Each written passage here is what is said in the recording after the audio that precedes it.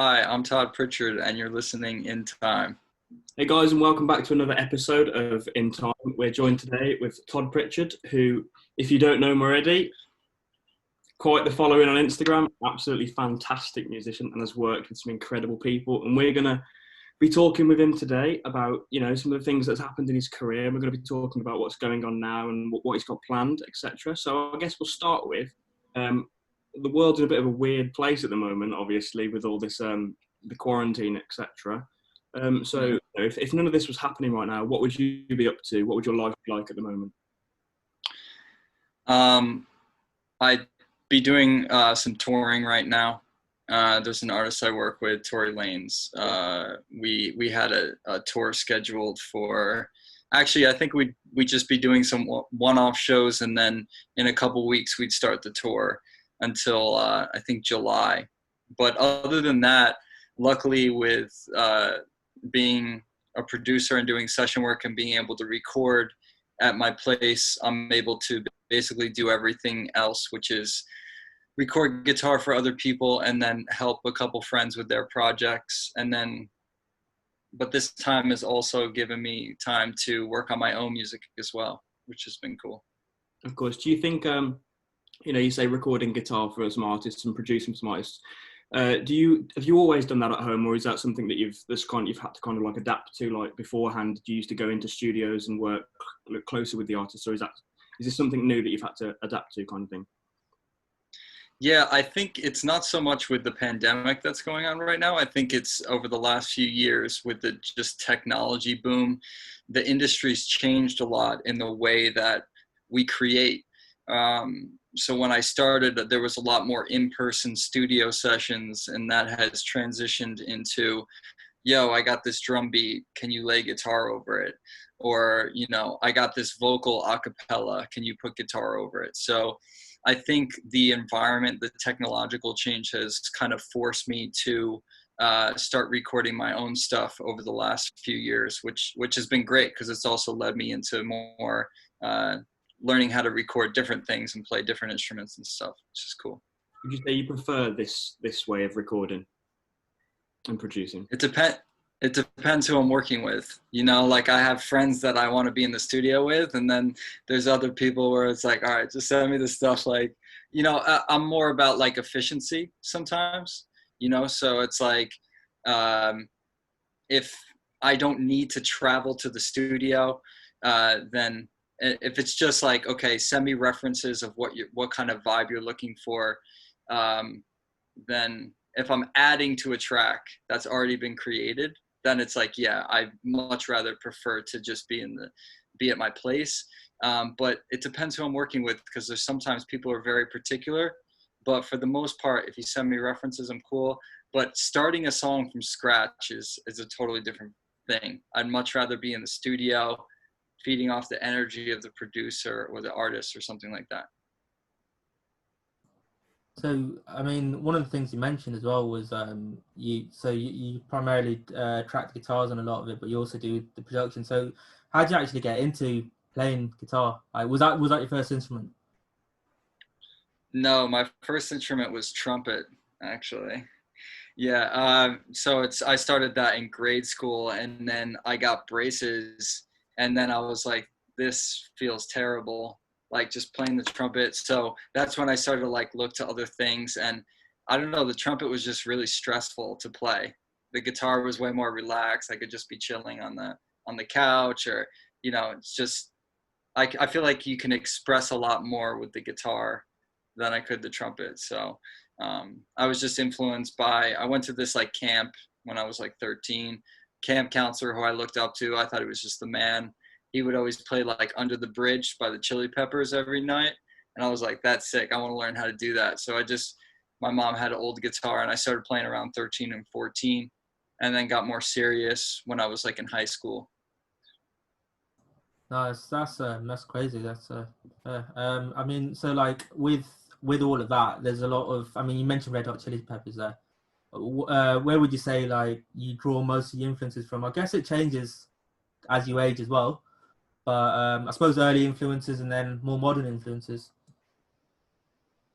Yeah, so I'm kind of I'm kind of like a weird sort of breed of guitar player because I tend to draw my influences from people who don't play guitar. So I try to listen to other artists or different instruments and draw those in and try to translate that into the guitar, whether it's vocals or other instruments and stuff like that. Um, I I got into guitar music a little bit or just jazz and stuff like that, but I was more drawn to artists such as, you know, I was really into bands like Radiohead, and I was into electronic music as well, classical music, and rock, and I like all different kinds of music, so I try to just draw from a lot of different influences. So I mean, I suppose that kind of explains where I was going to go next with it. Was a lot of I suppose the scene you associate with is the two biggest artists I can see you've worked with is like Tory Lanez and Raveena Aurora is really coming up right now. So like from Raveena Aurora, it kind of makes a lot more sense. She's quite R&B feel, so there's a lot more guitar presence in that. I suppose from the Tory Lane side, is that where your production's more prominent? Actually, Tory for me has been more of a just laying guitar on his records. So he dropped Chicks Tape 5 late last year, and that's how I got to know him. They needed a guitar on a record, and a friend of a friend brought me in, and so I ended up doing that. So that was more session work. The production stuff was through different artists.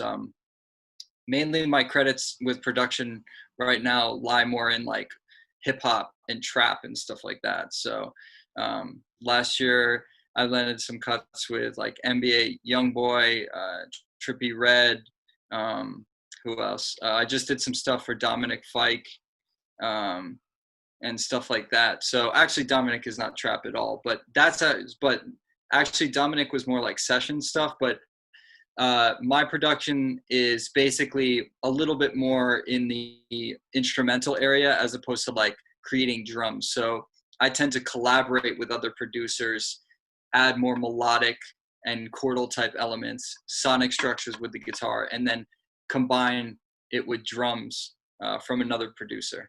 So the stuff with Tory and Raveena was more just, hey, we have a track, we have an idea, can you put guitar over it?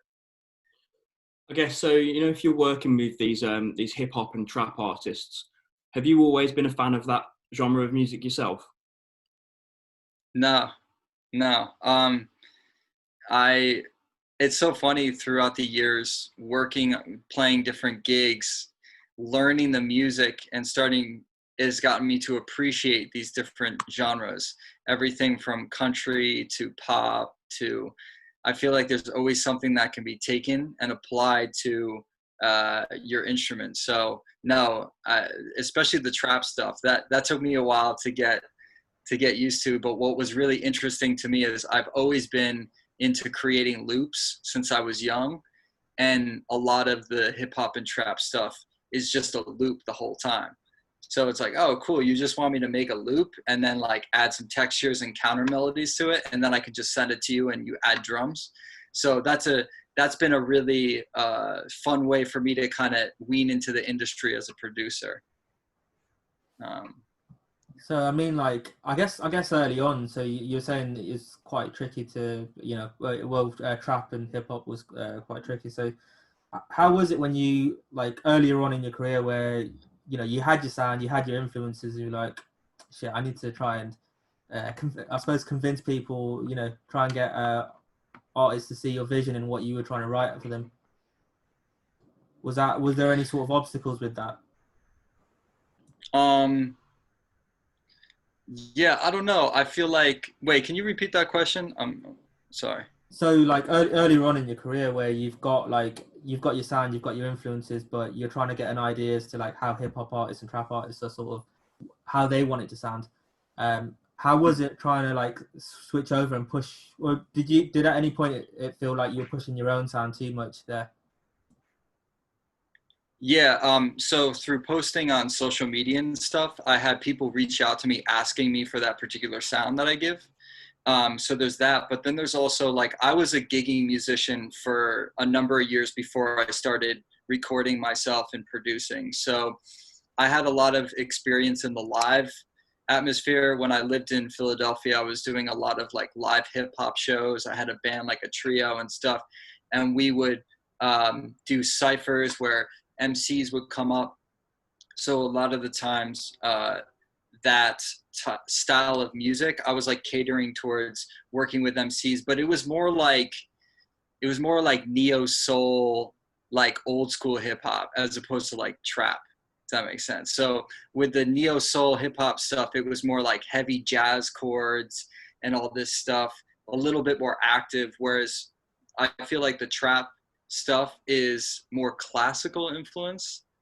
It's just like way simpler harmonically, if that makes sense. Like, so I've been learning to like tone everything down, simple, like very simple stuff, just a really good melody. And so producers have been teaching me as well how to do that, creating more space for the artist to rap over.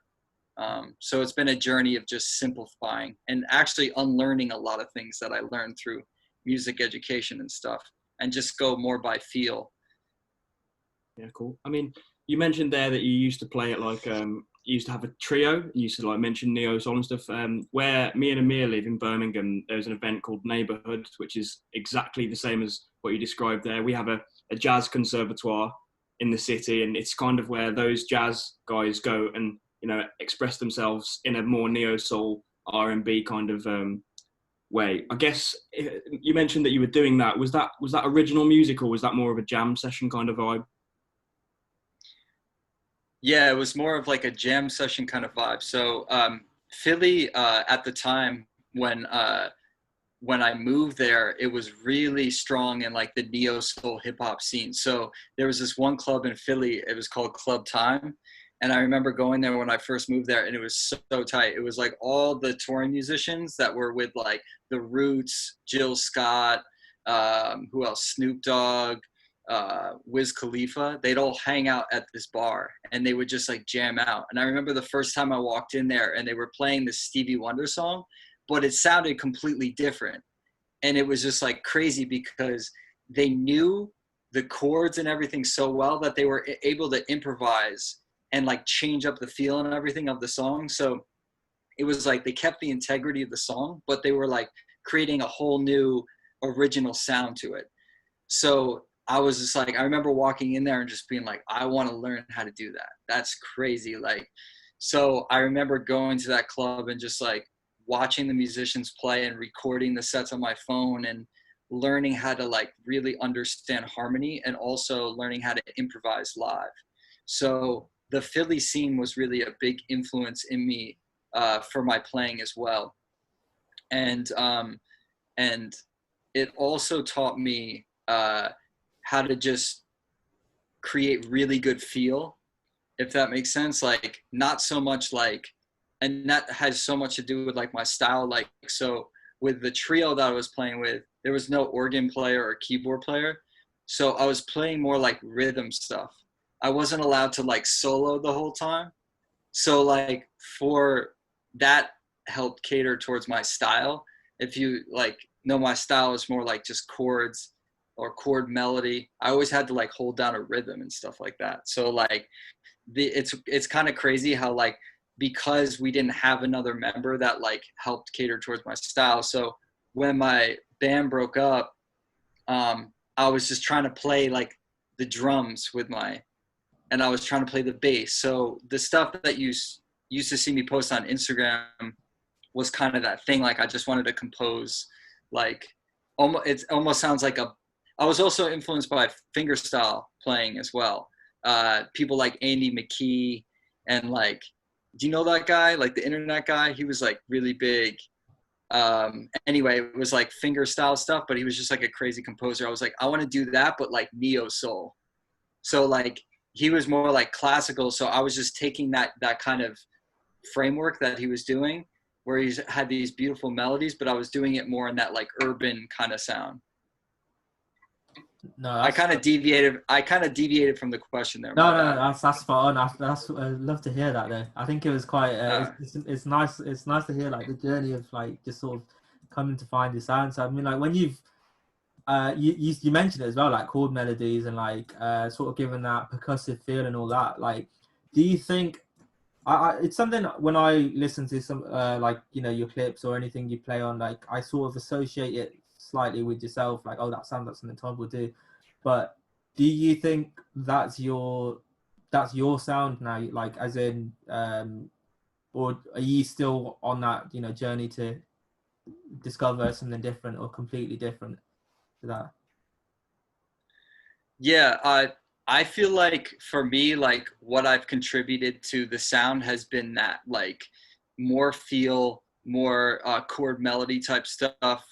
It's cool because I see a lot of young players like doing that. I don't know if they know where it comes from or whatever, but it's cool to see. Like I feel like I'm hearing that in more young players, more composition. I've always been like into like composing as opposed to just like randomly playing. Like have more like intention with the stuff that I'm playing, and uh, have it give it more feel, which is something I feel like guitar has always been like the instrument that hasn't been the main role in that, if that makes sense. Like, also at the time, I forgot to tell you that I was really influenced I was playing at this gospel church. I had this gig at this gospel church in like some like random part in Philly. It was like a really bad part.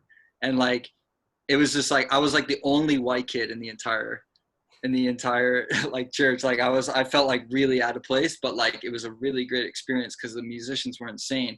And like there was this organ player there that was always playing, and like the way that, I don't know if you guys watch organ players ever, but like the way they move like voicings and stuff is just like crazy. Like so I tried to like do that with the guitar. So this is kind of getting a little nerdy with the music, but like a lot of times with like chord melody and stuff like that, you always hear like the high voice of the chords being moved, but like what the organ does is it moves like all different kinds of middle notes in between.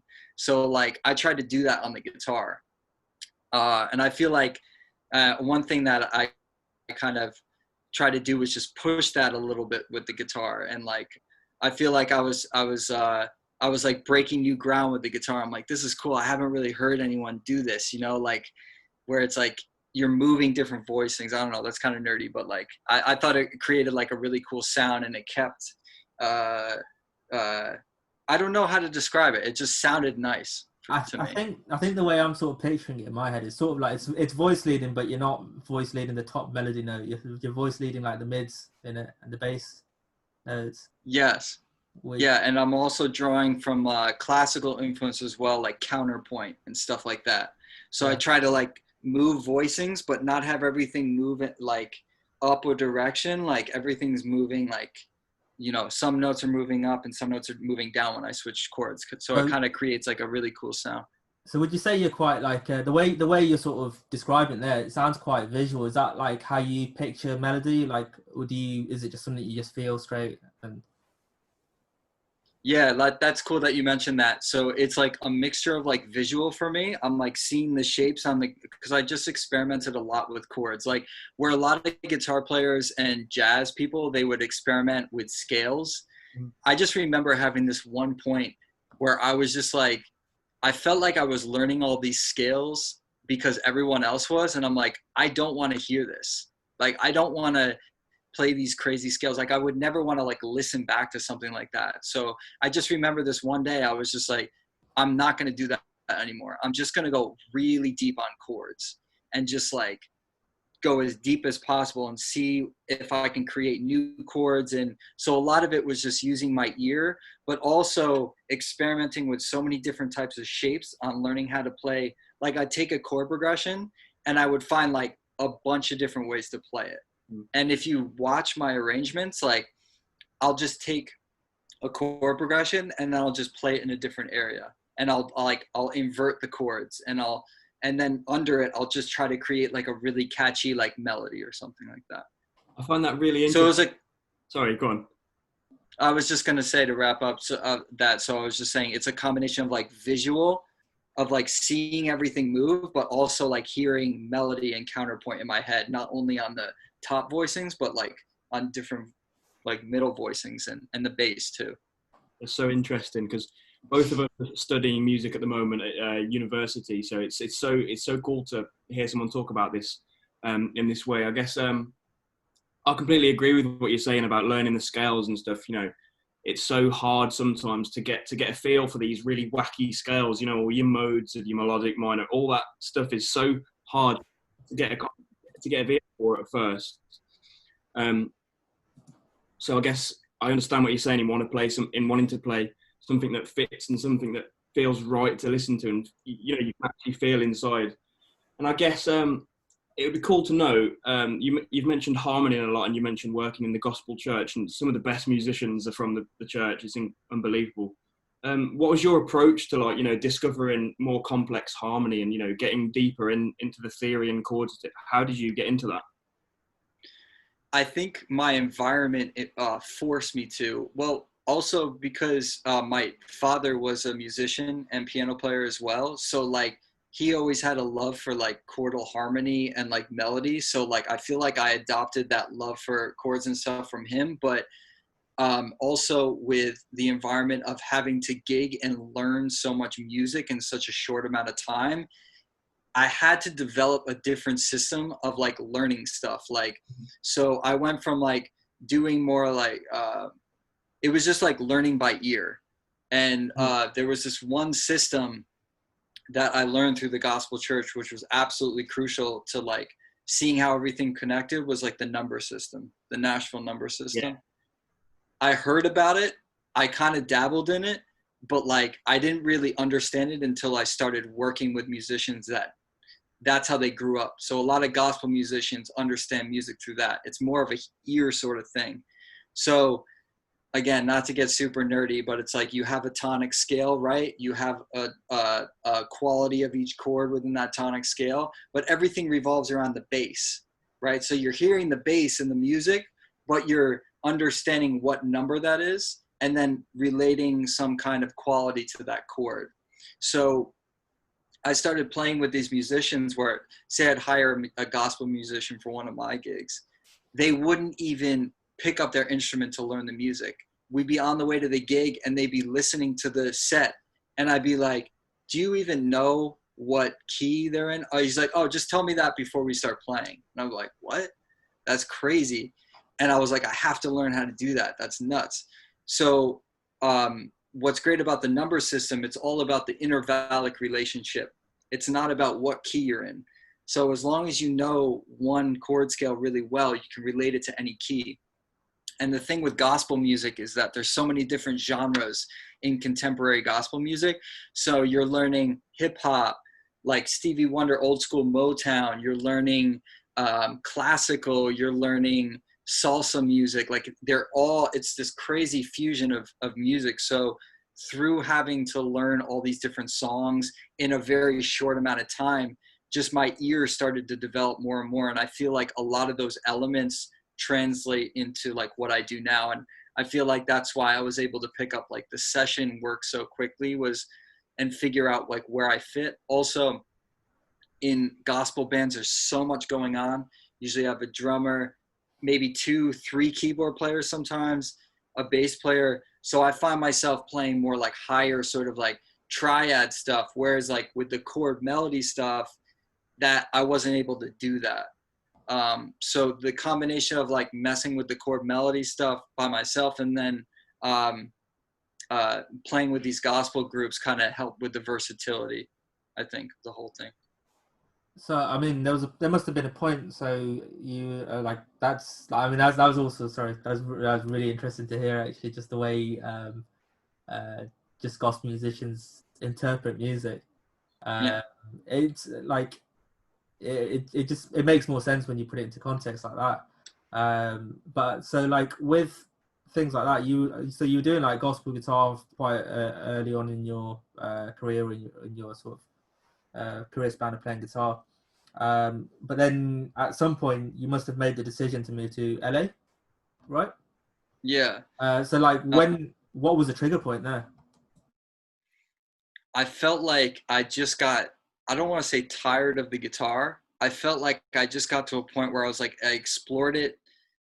The posting on the Instagram and everything was just, it started as this just creative sort of, I was just curious about the guitar. I was curious about composing, and I felt I got to a point where I was just doing it to do it. And I wasn't really like psyched on it. I lost that like itch for learning with the guitar, and I just wanted to expand in other directions. So it was like, what, like I was saying with the guitar, I hear all these different things in my head and I try to bring them to guitar. So for me, I just wanted to start learning how to create music, like create songs. And I feel like I'm still doing that now. It's just like a long journey. But yeah, basically, long story short, I just got tired of playing one instrument. I wanted to diversify, basically.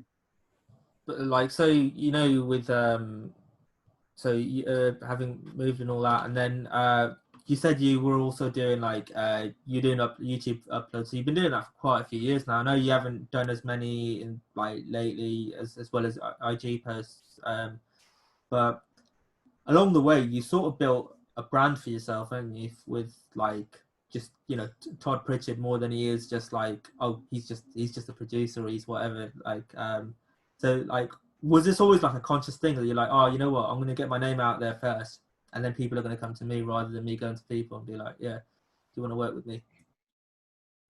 Yeah, so a big reason too why I wanted to leave Philly was because like I'm all about like surrounding yourself with people that are way better than you at what you're doing. So for me it was like, cool, I want to go to Philly and I want to learn how to play like those musicians. And then once I hit that wall or ceiling or whatever, and I wanted to learn how to produce, I was like, I have to go to LA.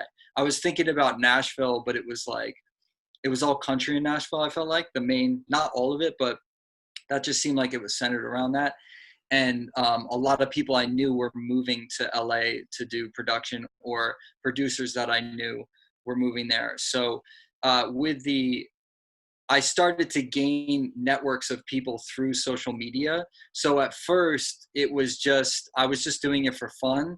And then the business side of it sort of kicked in, and I was like, cause I've always been like a musician, but also like pretty aware of like entrepreneurship and diversifying myself with streams of income and all that. And as the technology boom started to hit, I started to see the gigs go down, more people just doing bedroom sort of recordings and stuff like that. So it made sense for me to just be in LA and start to network with more producers. And learning production was really crucial for me in terms of like just being around. Sorry, what I meant to say was like, it was crucial to be around other world-class producers so I could learn production way quicker, similar to the guitar stuff or just musicianship in general. So yeah, it was kind of like I knew what I was doing with the whole social media thing. And just similar to like hitting a wall with the guitar or a ceiling or whatever, with like trying to learn the guitar. It was the same thing with social media. It was good for me for a while, but I just needed a break. I felt like what it was doing was I was losing focus on like my creativity. Like I started to like cater everything I was doing towards social media, and I didn't like that feeling. Like, yeah, it was just like, it was too much. I was like losing focus. Like I used to be able to sit down and play for hours, and then it was like this draw to technology. I was like, I could only play for like 30 minutes without wanting to look at my phone, which was like really weird for me. So I was like, I gotta break away from this. I just needed a detox. I wish I could have gone back and like explained to people more of why I did that, but I mean, it is what it is. So I can completely relate to that. I think a lot of people are probably in the same boat. I just have to like dash my phone behind me, just so I can't. It's out of sight, and then it's like out of mind. But I mean, like, sorry, you're gone. I just wanted to, another thing that I realized through that experience was there's two different types of relationships you can have with people, right? You can have this social media type of relationship or network, but that that is not the same as creating like an actual in-person network where you're friends with people. So moving to LA, I had all these different connections with people, but moving to LA solidified those relationships into more work, if that makes sense. Where it was like, okay, you know who I am now, like in person, you know the type of person I am. So it's like, now we can actually work. Where it was like that distance with the social media, it was like a false relationship with people. Yeah, if that makes sense. So I mean, like, you've worked with like a whole host of artists that you've mentioned. I mean, you must have like a bucket list of other artists that you've yet to get work done with. Like, is there any, like, is there like a top 3 or a top 5 you've got going at the moment? Man, I'd love to work with Kendrick Lamar. I'd love to work with Tom York from Radiohead, or just Tom York and Johnny Greenwood, the guitar player from Radiohead. I think they're just absolute geniuses. And then there's like a couple producers that I want to work with as well. But yeah, in terms of my journey right now, I'm just really focused on, I have a really close friend. His name is Oliver Malcolm. He's just started releasing music. We're working on his project. And I met him last year, and we just had this really strong connection as creatives. But it was interesting because I usually have it's very hard for me to find a producer that's on my level musically. And he was like, and he's very young. He's like 20 years old. And we just kind of hit it off. And he really inspired me to start doing my own artist stuff. So right now, that's really what I'm interested in pursuing. So yeah, but not really, I'm not really focused on like trying to work with that many people right now.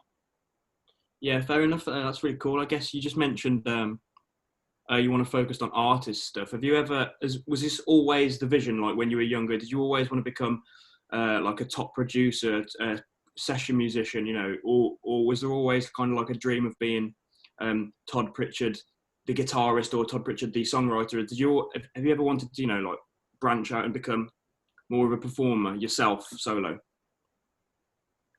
Yeah, just comparing it to like my friend Oliver, I feel like he just went like, he took a little slide with the producer and then he went into the artist thing.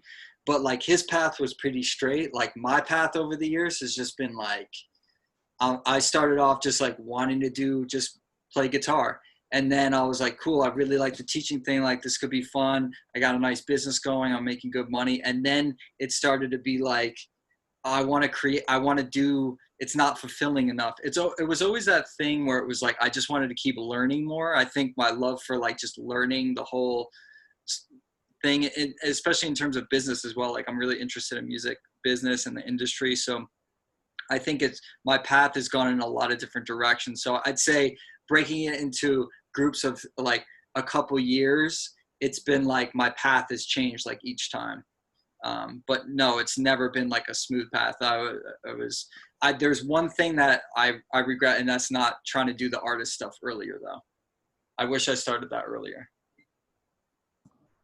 So, I mean, with the artist stuff, so like, what sort of, because I know within like a band setting, you've got your like gigs that you'll do for the artists, for the hip hop artists, but you're not with your solo stuff. How much of it are you actually writing yourself, and then how much are you like working in collaboration with others?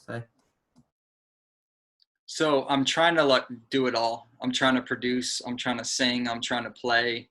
So it's taking me a long time to learn my voice. And I know what I want in terms of not the exact genre, but I know the impact that I want to have. So with working with other artists, it's also kind of spreading that timeline out a little bit more.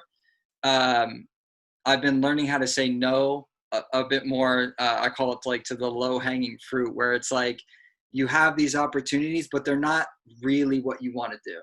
Like, and that's one thing that I noticed is that I think my path was so long because I thought that I should do something to make money, or I should work with these people to establish a relationship. But a lot of those relationships always led back to this same thing where it's like people, I'd be working with a producer and they'd be like, have you ever thought about doing your own artist stuff? Or, oh, that's cool, you sing, like, do you have any songs? And I'd be like, nah. So it was always this thing in the back of my head where I'm just like, and it's the hardest thing. It's the most fearful thing where it's like, you just sit down with yourself and it's like, what do I want to say? What do I want to play? So it's been a long journey because I've been trying to learn how to produce and sing and write lyrics. And I feel like I'm just getting started on that road. So yeah, I kind of forgot the question at the beginning. My bad. I think that's sort of answered. I mean, like, so are there any? I mean, are you allowed to talk about any music or any singles you've got planned this year or next? No, I don't want to speak too soon. No, I can't predict anything. The one thing I learned about being in this business is, for me personally, this is my own journey, is to move in silence. Like when it's ready, that kind of thing, you know. I'm also learning to establish relationships through working with other people. So when the project is ready, I'll have the right people to help me out with it in terms of getting it to people and stuff like that. So I think one last thing actually I've just realised we've not spoken too much about was last year you were on an arena tour on the Drake Assassination tour. I'm like, how do you find all that as well? Just, you know, I guess arena gigging, world tour, the whole shebang. Well, I mean, I'll break it up into a couple different things. Like, so I've had people ask me like, yo, what was it like playing in front of like 25,000 people at a time, like every night? So for me, I actually get more nervous playing in front of a smaller group of people that know what I'm doing. So from being in Philly and playing in front of these like world-class musicians, that's way more stressful to me than playing in front of people who are like here to see Drake. You know what I'm saying? So, so that was pretty fun to just play simpler music and enjoy the crowd and the energy of the crowd in that aspect. That was super dope. And also it was interesting too, because the way Tory works is very similar to my training in like gospel music, where a lot of it's just on the fly and you're going off energy. So Tory's father was a pastor, and Tory used to sing with his father and do more improv type stuff. So he brings that energy to the live stuff. So there was a lot less rehearsal and it was just more like on the fly. So I was kind of learning the first couple of gigs what to play and how to make an impact with my sound, but not overpower anything. Also, it was interesting playing with just a DJ and a piano player. I never played with just a DJ where it was like everything was in the music. So it was very stripped back. So I had to try to find different ways to again, make an impact, but just be very subtle with the way I was playing. But yeah, I mean, working in hip hop is always interesting. Like, there's just a lot of characters in the crew. And, you know, it was sick, man. I got to meet like 40, you know, who's Drake's producer, who's been like such a big influence on me, and talk with him and you know, like find out how he works with Drake, and you know, he just like really kind of like spilled the beans on a lot of things. So that was really interesting. And I met a lot of other people through that tour as well. So yeah, all in all, it was just a great experience. Plus it was like my first like real like long Europe tour. So I got traveling was nice as well. Met some cool people. No, that's spot on. So I mean, we won't keep you for too much longer then. But thanks for joining us, anyways, Todd. Is there anything you'd like to mention? Anything you'd like to plug? I know you mentioned you can't talk too much about your own stuff right now.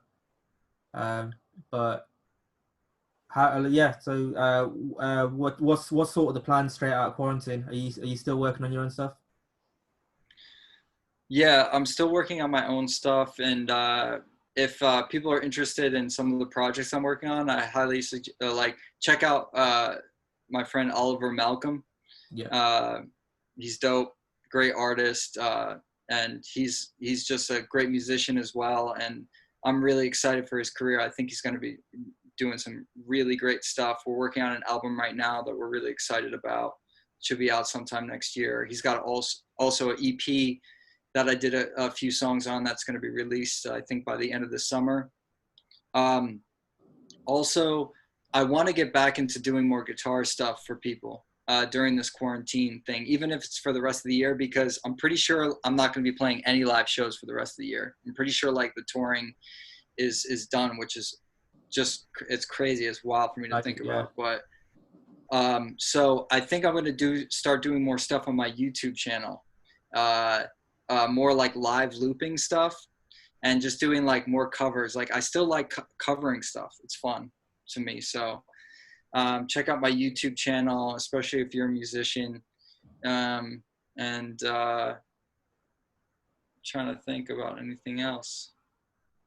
That's pretty much it, man. I just wanted to say also, if like musicians are watching, like, man, like the one thing like I really learned through like my whole experience is like, just go with your gut on like what you really want to do. Like if you need to still do the other things to keep yourself afloat with like making money or whatever, do that. But like always follow like what you really feel like doing deep down, even if it takes you like 5 more years or whatever, like, 'cause you start to hit like, you just start to hit these like plateaus where you do something and then you always want to keep learning and keep doing more. At least for me, that was like my own personal journey. So like stuff is changing so much, man. Like, and just try to like go with what you want to play and what you want to listen to, you know, like, especially with the music stuff, like being in a music conservatory and everything like that, you're pressured into playing a lot of different kinds of music and listening to music. But I'd say just go with what you really deep down like to listen to, and don't feel forced to like learn everything there is to know about music. Create more and spend more time creating than like just learning. I mean, I think it's important to learn other people's stuff, but that to me has been way more satisfying than mastering an instrument or anything like that. So I don't know, just keep learning and just like have fun with it, you know? And like, Awesome. Yeah, that's pretty much it. That's great advice, man. I mean, I can't thank you enough for coming on. It's been really cool to chat to you. My internet completely just disappeared then. I don't know what happened. But yeah, once again, man, thank you so much for coming on. It's been so cool to chat to you. I guess. Yeah, man. Thank you for having me. It's been super chill. It's been nice. I feel like it went by really quickly, so I appreciate you guys. No, yeah, thank you so much, man. Yeah, so guys, check out Todd. All of the information will be in the description below, and obviously subscribe and like the video. And thank you, guys. We'll see you next time.